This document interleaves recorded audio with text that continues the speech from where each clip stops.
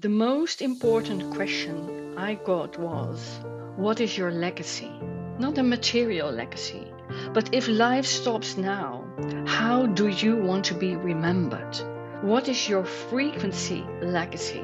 The Phoenix Frequency podcasts are results from that question.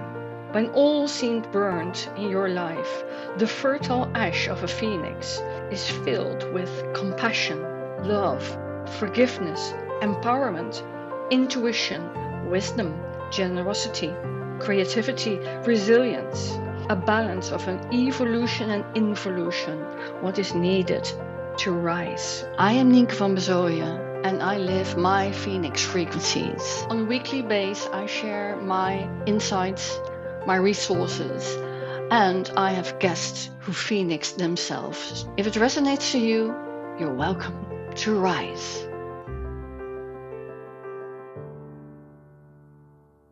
Welcome to the Phoenix Frequencies, and today I have a special guest with me from South Korea, Daeyoung Kim. Yesterday I found out 3 years ago I did the first podcast with her because she's an extraordinary woman with an extraordinary courage. I followed her along the line, and from there I saw she phoenixed, and that's why I'm incredibly happy to have her on today's episode. Welcome, Daeyoung.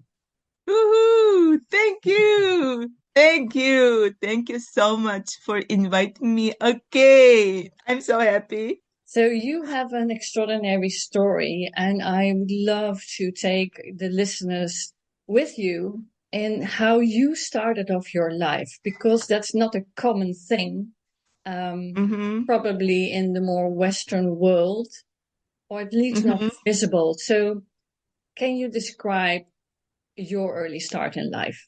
Well, when I was 11 years old in Korea, my mom, told me that when she heard for the first time she had a girl, that was like the moment when she was like giving birth to me, and she had a thought that I want to do it again. Please put her back. And, to 11 years old, it was just very disappointing and, sadness and everything. I did my best to be accepted by my dear mom and dad and entire family as a daughter in Korea. And I could not figure out what's wrong with being a daughter, a woman. But I had the original guiltiness from that dialogue. And I could not understand, but I just accepted the truth that I am a girl, which is wrong. And I did not know how to solve it until I became like more than 50 years old. Well, what I find so touching in this story is that you were born into a situation where you weren't accepted. You became the disappointment of your mom, and maybe her shame that she produced a daughter rather than a son, something like that. You found out when you were 11, but it affected your life until you could flip things around from it. You chose for yourself and the love, isn't it? Yeah. What did you do there different from the expectations? So I met a guy who loved me, which I could not believe. Why does he love me? I don't understand, but I loved him from the first sight. I just fell in love with him. And my mom and dad, they wanted to have like, their desirable son-in-law, not my partner. They did not care about that. But anyhow, I knew the truth that they did not want to find a great fit for me, but great fit for them.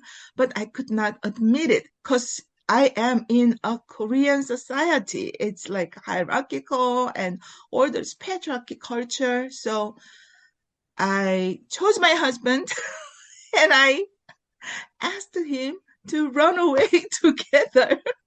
Well, that's a brave thing to do, run away with your love of your life in this patriarchal society. That was the best and first choice I made for myself. It was awesome. How did your parents respond? They were not shocked. They were not disappointed.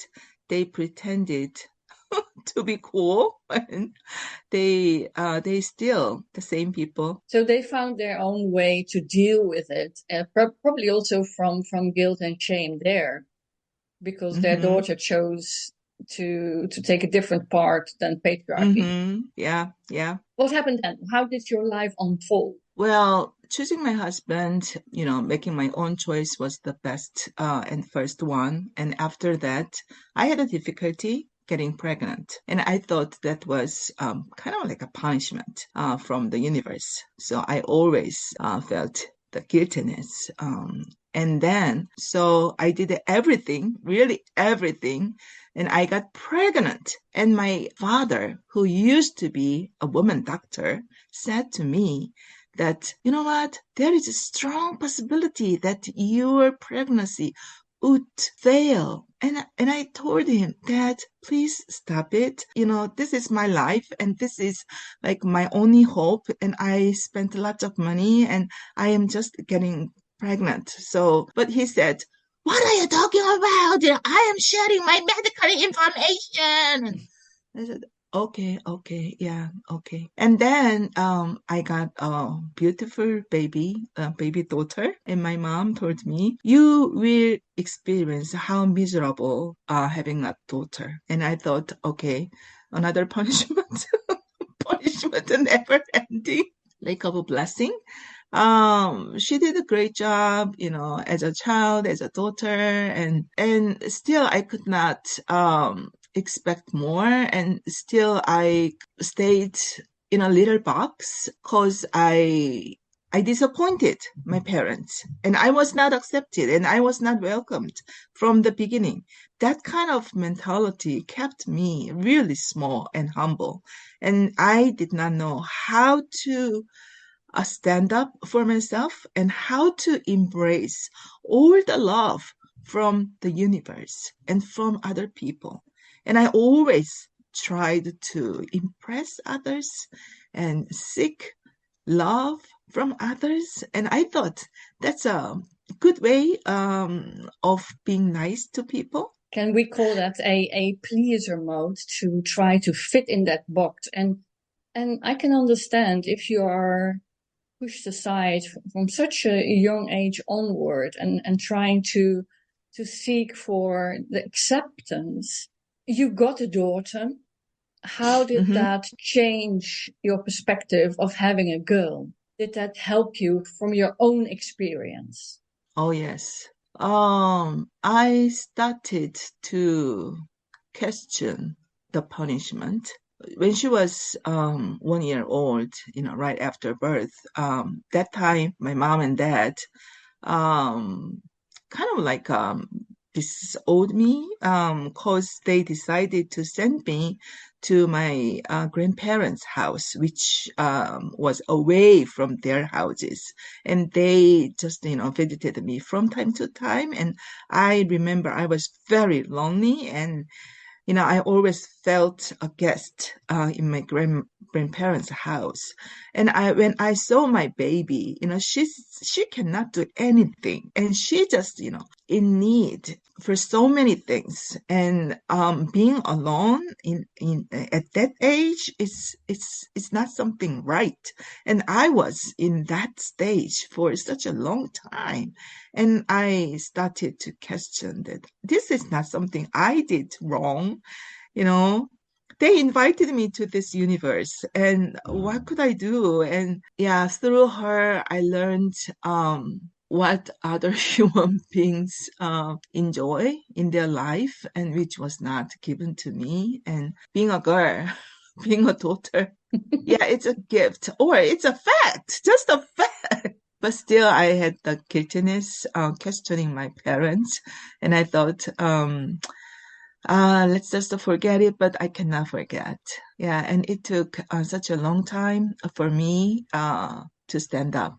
And what changed your life in your life's approach? Let's talk Phoenix frequencies, because you worked and you were a mom and you did so much to be approved in the Korean world. Mm-hmm. What changed your life? I learned I am eligible to be loved by others. Human beings all love each other and are loved by others. I did not have an opportunity to learn that at a later age, even though I had my husband. I could not understand that. But as I developed my career, I met so many great mentors who I admired so much, talked to me. And I could not believe it. And unconditional love, I thought that word stays in a book, not in a real life. But I was experiencing, those wonderful moments. Those moments were accumulated in me, and I started to recognize my value, my worthiness as a human being. Nothing, I had a wonderful, career or anything. As a human being, I am eligible to be loved. Wow. Yeah. While you express this, I can see for so many people in the world, just having that space, just the right to be loved is such an inspiration. Just Mm-hmm. look around what we experience in nowadays world. Are we always Mm-hmm. loved? We have a right to be loved, unconditionally loved. So what Mm-hmm. frequencies do you want to bring to the world? What frequencies do you have now? Because I could see the lower frequencies where you didn't find your self-worthiness. For who Mm-hmm. I've seen you rising in the last years. So what are your frequencies now? What are you bringing to the world? Nienke, for me, where a human being is placed makes differences. And I want to create that environment. So in Korean society, not everybody, but to some girls and to some women and maybe to some people, I am telling others that we have the right to choose our life. I did not know. I can unlearn my culture and I can choose to learn new cultures. It depends on us. And now I am choosing my own life very consciously. And in the past, I believed that I should accept everything. Yes, I do. That does not mean I need to give up myself. And I learned how to make peace with myself. And I am okay. I know I have some weakness and I make mistakes, but I know it's okay. I accept myself as I accept others. And I do not accept some people who do not accept me. It's kind of like an acceptance thing. I recognize my worthiness. And when I recognize what is forced me to do something which is not right, then I could speak from my heart. And that made me strong and that made me stand up. I'm not saying, that person is wrong or right. I am saying that I know how to lead my life. I can see that. And through that, you are such a source of inspiration in the new culture you are creating. Because what I see in you, you don't make things wrong. You just give another option. And that's the difference. We can polarize it a lot, but that doesn't bring a solution. No. But leading as an example how you can do things different, that creates a shift. Yeah, and we all have our dream society in our heart. And when we do not give up creating that society in real life, we can achieve it. It takes time. That's it, but it can happen. And I am the evidence. And I really want to make more examples like that. You are creating them. So what are you up to in upcoming years? I'm working on retreat, having some rest and working on creative works.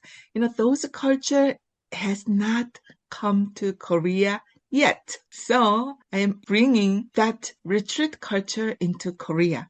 And now I'm looking for, islands, beautiful places where I can invite fellow Koreans. And I'm working on building retreat programs. What I see, Daeyoung, is you start unboxing. I see it as an invisible box. You are in it, but you don't know you're in it. And because there is a shift in Korea happening now, you unbox the people in their heart and their mind so they can start growing themselves no matter what age. Yeah, exactly. Yes. You're unboxing the future. Yes. Yes.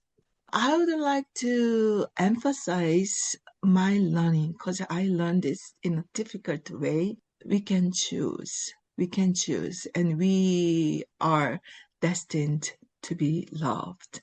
Yeah. I think that's the perfect summary of what you experienced can make people blossom if they experience unconditional love. And I think that's a Phoenix frequency. Yes. Thank you so much for sharing your story, for stepping up, speaking what's so necessary, not only in Korea, but for all people who live in an invisible box, trying to fit in where they don't belong.